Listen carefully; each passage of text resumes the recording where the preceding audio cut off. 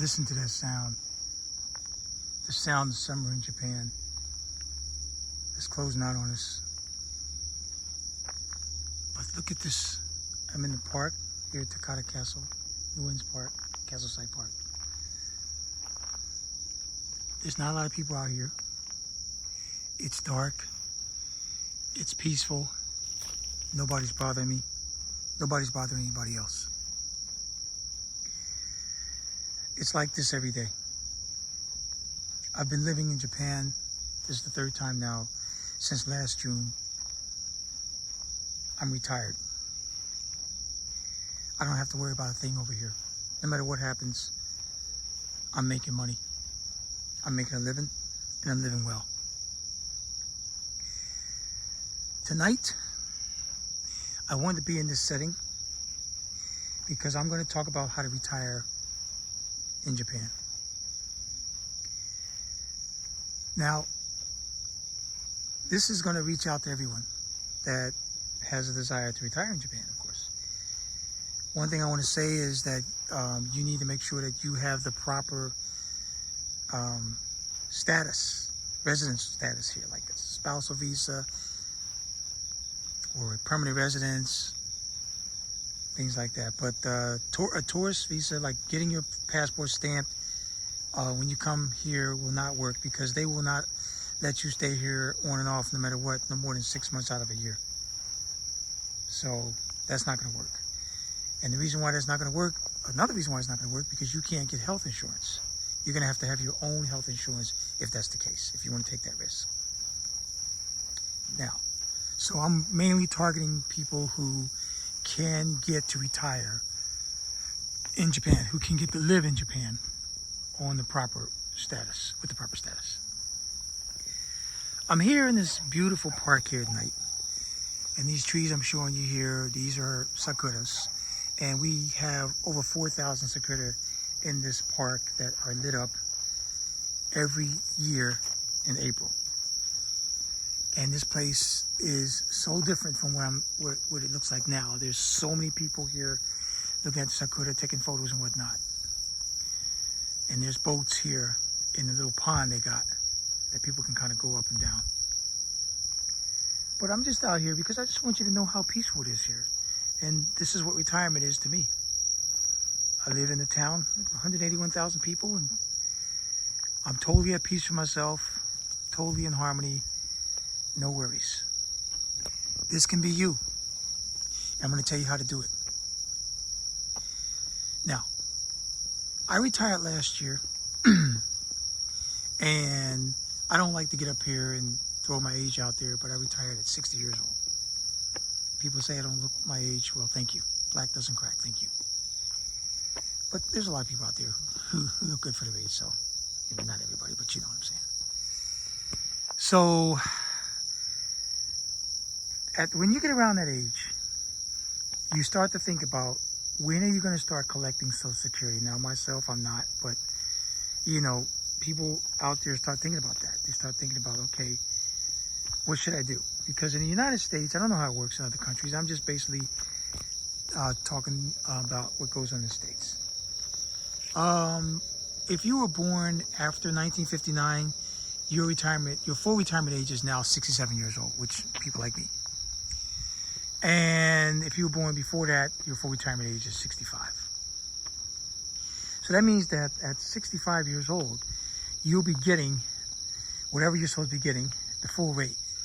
Anything after that, like if you collect, like for us, if we either can get it at 62, you can get it any time after 62. I don't want to say at 62. There's not at a certain age. Any time after 62, up till 70. Now, you're going to get it forever, but I mean, that's when you can apply for it. That's when you can start receiving it. I don't want to say you get paid up to 70. I want to say that's when you start receiving it. Now, the way this works is this. I'm just going to throw some numbers out here. Let's say that you go into SSA.gov, which you can do. You can go into SSA.gov. It's very easy to sign up. And you can see your work, the history of what you're reporting to the IRS, what you were making every year. Like when I went on mine, I saw everything from 1979 when I had my first real tax-paying job, right? When I was in the Air Force. No, actually 78, because I was working for the YMCA in 78 before I went in the Air Force. And then you see like the whole history. And me, I filed my taxes every year that I could. So when I was living in Japan, out of the service, when I came back as a civilian, I didn't file any taxes because I didn't have to, because I wasn't making any money in the U.S. And when I was living in Saudi Arabia, I didn't file any taxes because I was making under a certain amount. At the time, if you made under $74,000 of overseas income, you didn't have to worry about it. I mean, in that case, I was working for Saudi company, so I was okay. So anyway, what I'm trying to say is this. So let's say that you go on SSA.gov, you see your work history. I mean, your work income, your earned income, like how much money you made. And then you're going to go to a point where it's going to show you if you took Social Security at this age, and this age. So basically it's going to be like, you'll see like, let's say from 62. And based on where you're at today, however much you made last year, your last year. So they're not going to count this year yet. They're going to count last year. So if this year is more money than last year, then that means you're going to be getting a few dollars more, not much, right? If you were to take that money. Well, they're going to show you, okay, if you retired, if you took money at 62, you're going to get paid this money. And if you took it at 67, you're going to get paid this money. If you took it at 70, you're going to get paid this money. Let's say you, at 62, you are scheduled to get $1,500 every month from the Social Security office. But did you know at full retirement at 67, just 5 years later, not just, I don't want to say just, at 5 years later, you're going to get on average $1,000 more. So that means you'll be getting $2,500 more a month. And at age 70, you're going to be getting around $700 more, like $200 a month. I'm just throwing these numbers out here because this is pretty much average. The average Social Security benefit is around $1,500 at 62. Now, that's average, right? So I'm assuming average. And there's a lot of people that make less than that, and there's half the people make more than that. But Social Security is also maxed out. And I think it's like $4,000 something a month. No matter what you contributed, it's maxed out. And also, if you make more than a certain amount of money in the United States, like I think it's $180,000 a year, you don't have to contribute to Social Security. And, you know, that's a totally different setup right there. So, anyway. So, but I'm talking to the average person. So let's say you're right now, you're in the States, you're working, you're probably about 59 years old, and you want to know what to do with retirement. You're getting sick of the States. You've always wanted to live in Japan. You're married to a Japanese woman. And I want to tell you guys, if you're married to a Japanese woman, do not let her get American citizenship. Do not let her get that, because if she can keep her Japanese citizenship, then it's going to make things a lot easier for you moving to Japan. Like I'm a case in point. My wife and I were living in the States for 16 years. My wife lived in the States for 16 years. When we married, we're still married. We're married 17 years now, but 16 years, 17 years, we're in the States. And I remember when we bought our new house in 2017, I was talking to my wife about, you know, I threw a question out there because she was still into her green card, so she didn't have to apply for a new green card, I think, a couple years later, I think 20. And so we were in 17, we were talking about this, and I said, look, babe, you've been living in the States for, you know, roughly 10 years now. And I said, I think you should go ahead and get your American U.S. citizenship. And at that time, we wasn't even thinking about living in Japan, nothing like that. We just had our son. We didn't have any other children at the time. My daughter wasn't born yet. And I remember that conversation, and my wife was like, you know what, I don't really want to do that right now. And she didn't even say, think about it. She said she wants to keep, that's what she said. She said, I want to keep my Japanese citizenship. And I was like, okay, that's what you want to do. And then we'll just go ahead and reapply for a green card. So we did that a few years later. And it took forever, but we got it. She got a new green card, I think in 21, 22, somewhere around there, which was good for another, 10 years or so. And so, but by that time, we were planning on moving back to Japan. And that was the best thing that I could have done, because that she could have done for us. And she later told me that after we moved to Japan, that she did that because just in case you wanted to move back. And she's telling me too, keep your American citizenship just in case you want to move back to the U.S., which I told her too, that ain't going to happen. Eventually, I will end up being a Japanese citizen one day. But right now, that's way far off, and that's not what the subject's about. So anyway, if you're married, if you're retired, or you're going to retire soon, you're married to a Japanese national, do not let her, or really sit down and talk about, if you really want to come back to Japan, then she should not give up her Japanese citizenship. Now, let's say you got that all figured out. You have a way of living in Japan on the right type of status. So what you need to do is this. You need to look at what you have or what you're going to make when you retire. Now, I want to tell you something here. Last year, I read an article on retiring in Japan. It was interesting because there wasn't that much information. It was just basically talking about, they listed like 15 places that you could retire in Japan, and they just gave out what it's going to cost for you to live in those areas. And did you know, out of all of that, and I'm just raising this a little bit because at that time I read the article, it was on, you could live on $1,000 a month. I'm going to say you can live on $1,200 a month in most places in Japan. And did you know, in Tokyo, of all cities, the average cost of living there, or the average that you can live on, is $1,500 a month in Tokyo. Okinawa was more expensive than Tokyo. Okinawa is about $1,900 a month, and that's because it's far away from the mainland, and shipping things tend to cost a little bit more because they have to get things from the mainland. But still, that's not bad at all if you consider it. And now there's a lot of Americans, by the way, that are living in Okinawa, that are retired in Okinawa, because Okinawa, they have most of the military bases, and a lot of guys, they marry Japanese and they end up retiring and staying there, wisely so, because they really like it. So here I am, I'm up here retired. So, I just chose to be in a different spot, even though I was in Okinawa. Now, so what does that mean to you? Well, if the average person in the United States is getting $1,500 a month at 62, if you were only thinking about living on Social Security, you can do that here too. You can do that here too, just on Social Security. But here's the thing, which you need to check out. And I know that a lot of people are not just, because you work, you're not just thinking about Social Security, you're also thinking about you living off your 401k. Well, let me talk to you about this 401k for a minute.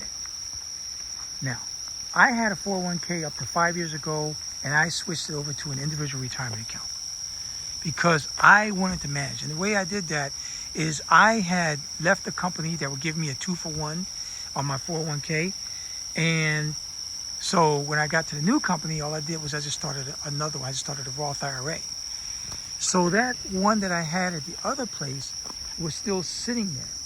And so I contacted Fidelity and I said, look, I want to switch this over to an individual retirement account. Well, so what they'll do is they'll take which is what they do when you change jobs anyway. They switch everything over to cash, except for maybe one fund, because I want to stay with Fidelity. I think they just left one big mutual fund, which I still have. They said you can't sell it off. You just have to keep that, because I wanted to stay with Fidelity. So that's what I did. So I'm now managing my own individual retirement account. But here is what a lot of people have run into.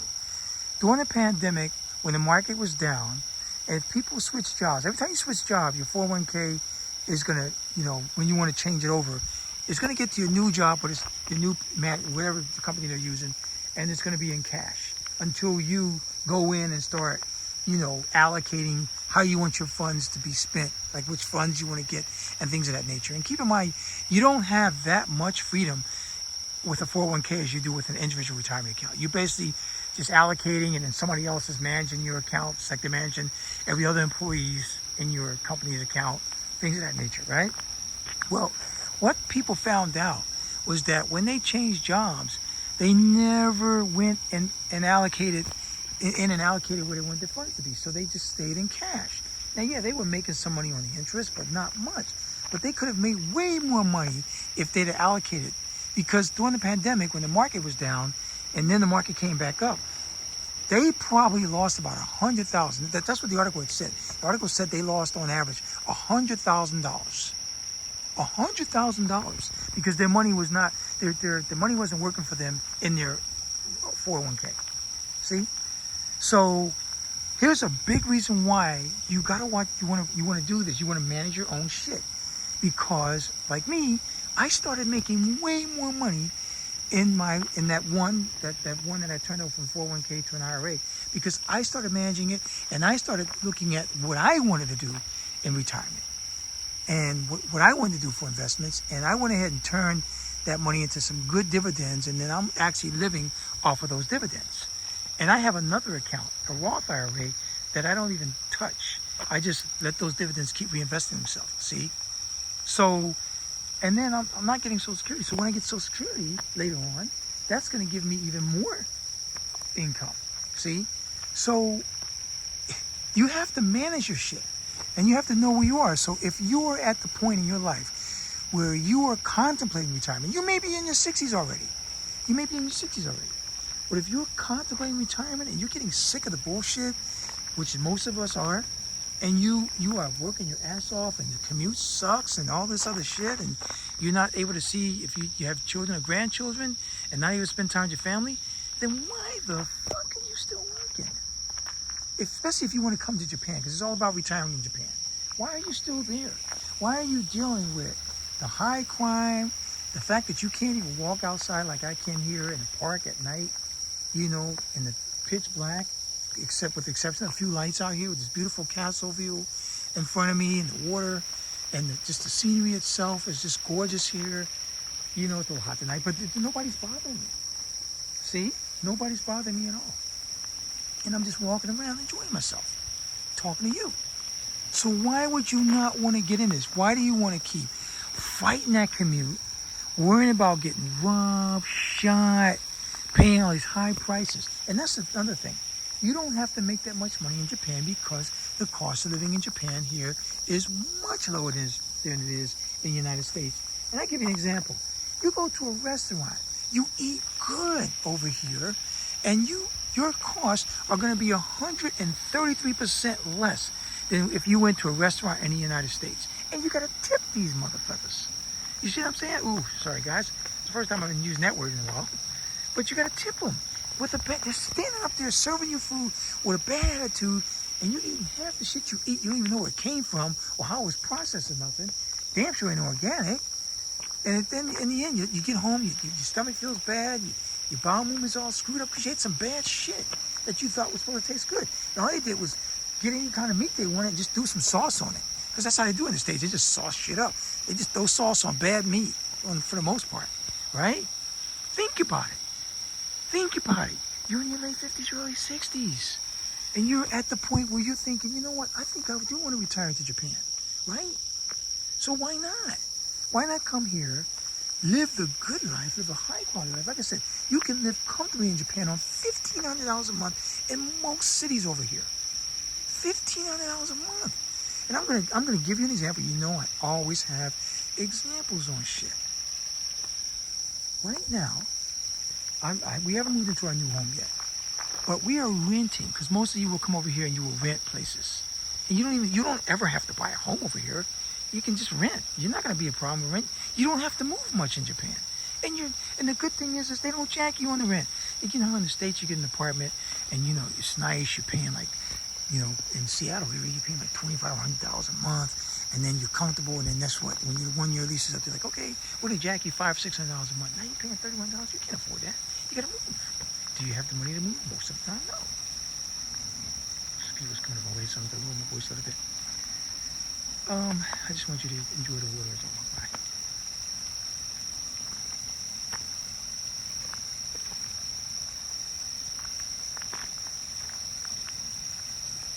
So what I'm trying to say is this.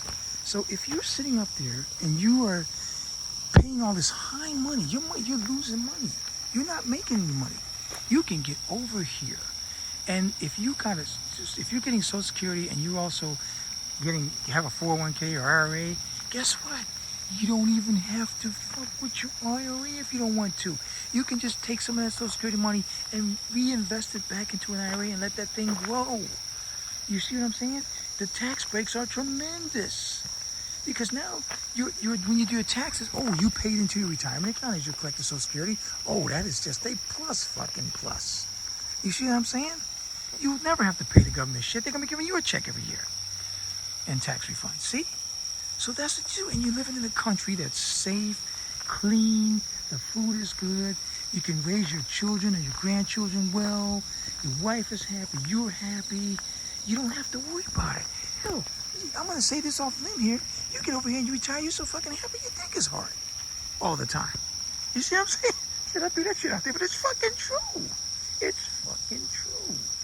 This is a good place to live. a really good place to retire because they respect people over here. They don't mess with old people. They don't mess with children. They don't mess with each other. Why would you want to live in a country that you have to worry about because you're old and you're not as strong as you were when you were in your 30s, that somebody can just come up and just take from you whenever they want? You could be out there on your cell phone talking and some idiot to come up and snatch your cell phone right out of your hand, right in the middle of your conversation that you're having. I can be in the middle of Tokyo at 2 o'clock in the morning on my cell phone doing my videos, and ain't nobody gonna do a goddamn thing to me. You see what I'm saying?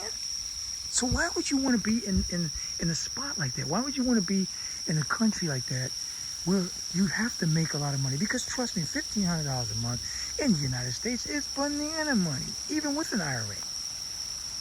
It's banana money. Okay? So, how do you do it? So what you do is if you have a home, put that bitch on the market. Sell that shit. But also make sure that you can still live. You can. Because the cost of living here is so low. You can live here while you're waiting for your house to get sold, paying the mortgage at the same time. You can do that. So put your house on the market. Anything you got in your house that you don't give a shit about, sell that shit. Or just throw it away. Just take it to the recycle plant. That's what we did. We sold whatever we didn't want, and anything left, we just recycled that shit and got rid of it. And the only things we took are things that we like. We sold our cars off, and then we put our house on the market. Our house sold within 2 months after we got to Japan, and we were done with that. See? So if you don't own a home, you're renting an apartment, and if you are in a situation where just getting Social Security and you are barely making it, guess what? Sell as much shit as you can to get you enough money to pay for you and your wife's plane ticket and get the hell out of Dodge. And then, you of course you need to have some funds here to get yourself set up initially, like getting an apartment and whatnot. You mainly want to have like 3 months rent. But let me tell you, where I'm at renting a 1,300 square foot house here in Japan, a 1,300 square foot house with 3 parking spaces in a garage, which you won't need. I'm only paying $400 a month, 60,000 yen, $400 a month. That's it. $400 a month. You can still pay that much money in Tokyo if you want to live in Tokyo. You can get an apartment for 60,000 yen. It's not going to have all the luxury that you want, but still, you can get that. You can do that. It's not going to be a problem for you. And you can live comfortable. You can go out, you can walk, you can jog, it's healthy. You can get a gym membership if you want. You can learn, your wife can learn how to do flower arrangement, all kind of shit. And it's not going to cost you an arm and a leg. And if you happen to have children, guess what? It's children friendly. Children can get into most places for free and enjoy themselves all day. They can rip and tear. My kids can rip and tear all day without having to write a goddamn check. You see what I'm saying? So that's what you do. So you look at, so right now what you need to do, you need to look at all the monies that you're going to be making when you retire. Okay? Factor in the debt that you owe. Now, here's what will slow you down. What will slow you down is your debt. If you have too much debt. Now, you can move with debt, but you need to make sure that you can pay that debt off. And that's actually a better choice for you because you move over to a country like Japan, and you're going to have to be making more than Social Security. You have to be bringing home more than Social Security to do this because Social Security alone is not going to help you pay off your debt, right? So you get over here, and then you are trying to pay your debt off because you can, and you pay it off a lot quicker because over here, the cost of living is so low. You see what I'm getting? See where I'm going with this now? You got low cost of living. You're able to pay your debt off quicker, right? You're able to pay it off quicker. And here's the thing, too, that you need to know if you are in a situation where you need to pull money out of your IRA. I know you asked me about medical. Don't worry, I'm going to go into that in a minute. But let's say you need to pull money out of your IRA, which which a lot of you will need to do anyway to make a living, right? I'm doing it. What you do is you don't pull no more than 4% out of there. 4%. So that's the norm. 4% annually. And I'm not saying, like, for example, if you have $400,000 in your IRA, which $16,000 is 4%, right? So I'm not saying at the beginning of the year, well, you didn't take on $16,000. No.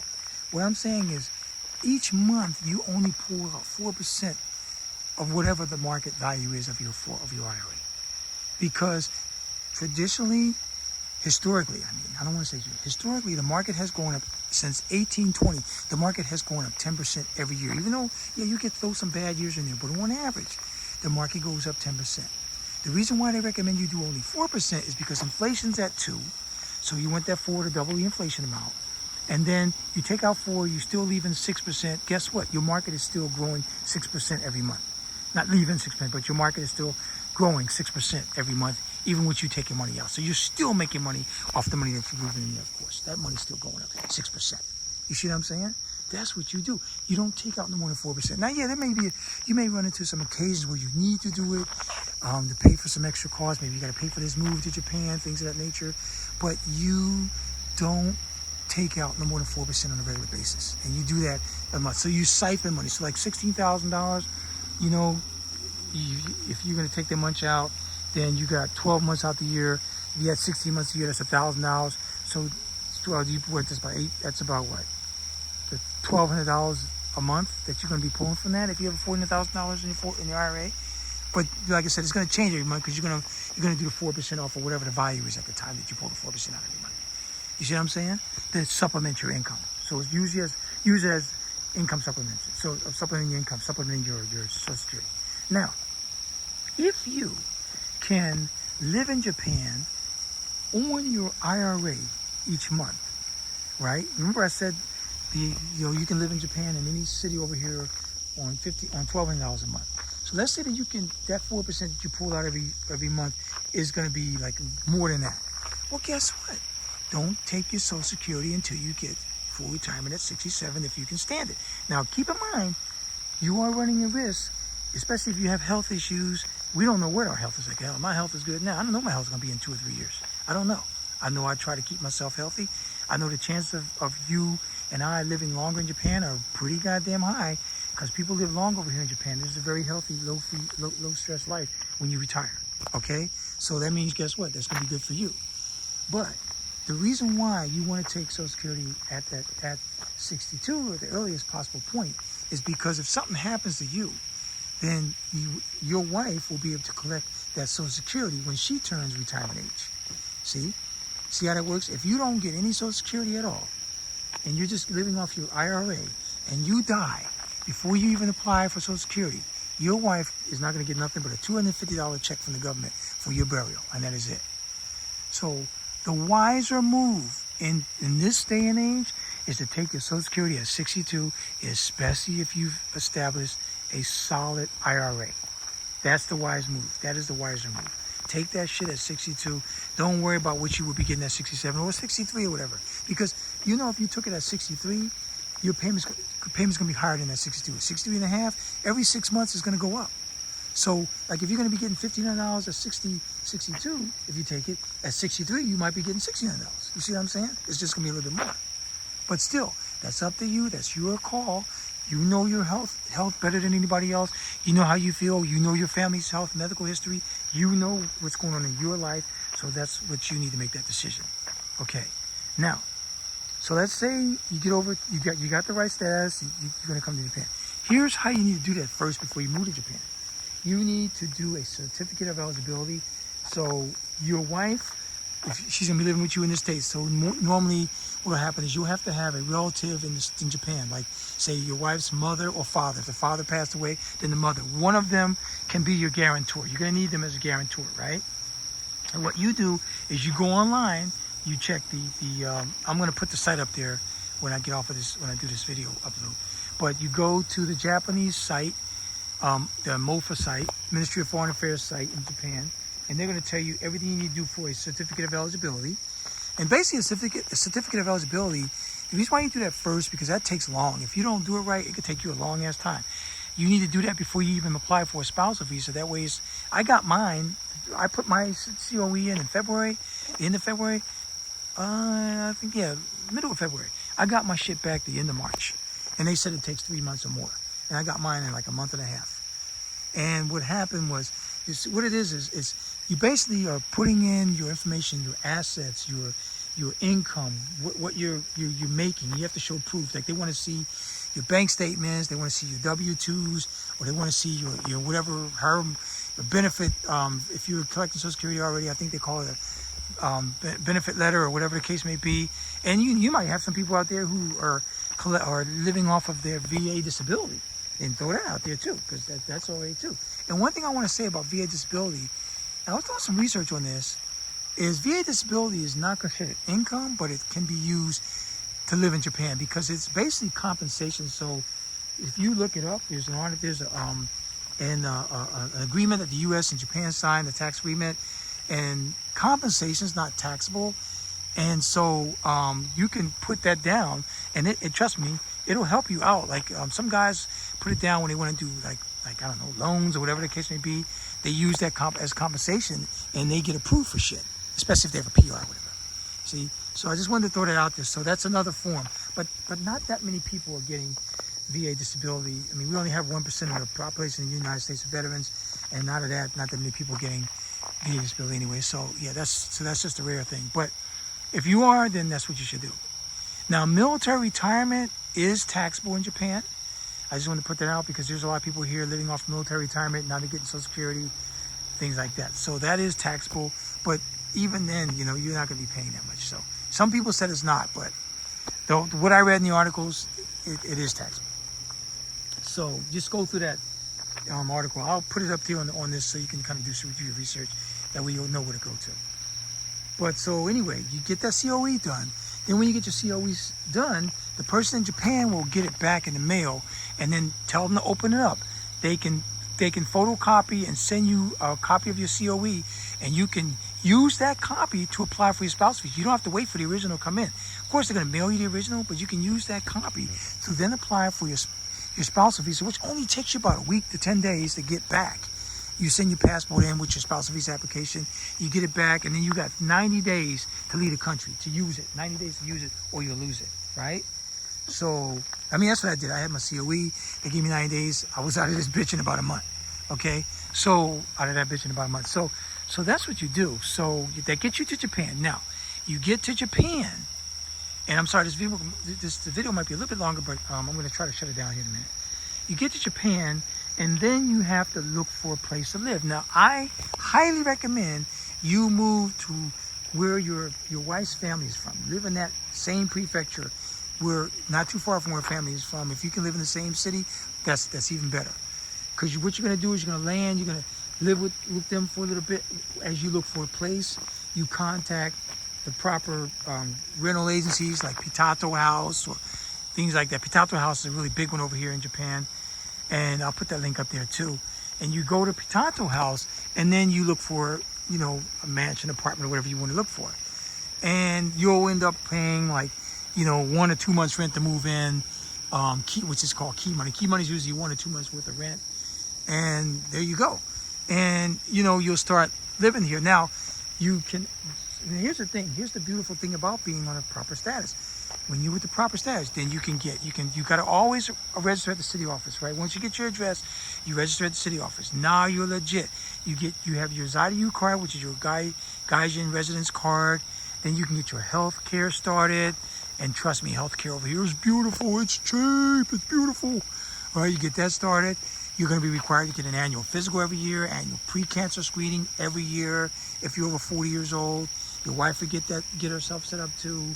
Then you want to go ahead and get your driver's license. Now, when you get your driver's license, depending on what state you're from, I came in from Washington State.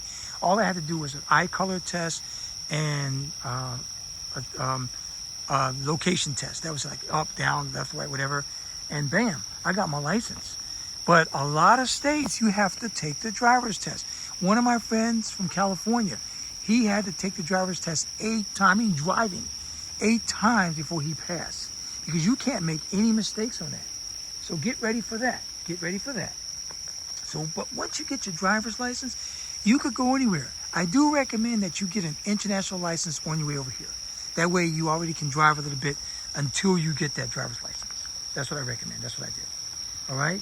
So you get yourself set up, you get your health care, you get your physical check stuff all set up, you got your house now, and now you're set. And then one more thing you need to do, and I highly recommend this. I highly recommend you, of course, open up a Japanese bank account, which you'll be able to do. And then you can get with the Social Security. Now, Social Security, you have to go through the Tokyo embassy here. The embassy in Tokyo, they have a Social Security office there. They will make sure that everything is set up for you in Japan. Like you let them know where you want your check to go if you're getting your Social Security, where you want your check to go. things of that nature. You'll also have to make sure that you can get access to your retirement accounts in the United States, which you can keep them. You won't be able to buy any mutual funds anymore, but just keep those mutual funds and just let them grow anyway. But you want me to buy them because you're living overseas. You just have to use the Wise account. Wise is a really good account you use to transfer money anywhere around the world. I use it all the time when I need it. So get that. And another thing I want to recommend is get you a credit union. Become a member of the credit union. If you're military, use the Navy Federal Credit Union, Pentagon Federal are really good credit unions for you because they have them over here in Japan on the bases, if you can get on base. See, anyway, they still got them. So this is some information that you're going to need if you are going to retire here in Japan. But trust me, it is well worth it. When you get everything done, it's well worth it. So I may do a retirement, how to retire in Japan part 2 after I look at this video and see what other information I got. But anyway, this is BSP on how to retire to Japan.